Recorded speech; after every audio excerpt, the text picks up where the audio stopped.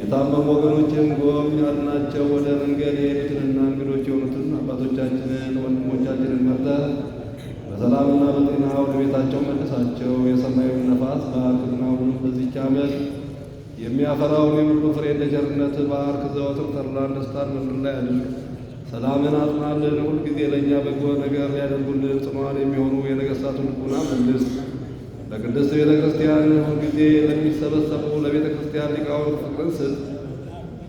ለሁሉም ለእያንዳንዱ በየስማቸው ኃያላን ለሚሆኑ መሪዎች ነገሥታት ፊት ሰላምን አብዛላቸው። አምላካችን ሆይ በቀናች ሃይማኖት ሆነው ያንቀላፉትንና ያረፉትን የአባቶቻችንና የእናቶቻችን የወንድሞቻችንና የእህቶቻችንንም ነፍስ አሳርፍ።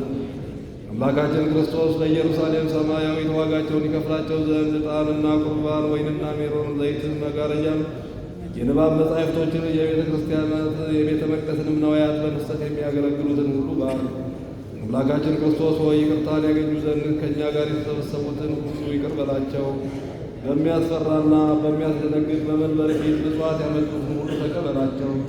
የተጨነቀችሁትን ነፍስ ሁሉ አሳርፍ። በሰንሰለት የታሰሩትን ስደትና በምርኮ ያሉትን አምላካችን ሆይ ነቢይ ከወራቤዛቤታያትን ተጨንበታል ናቸው።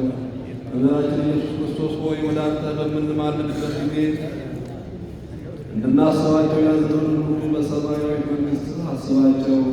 አጥባሪያህንም አስበኝ።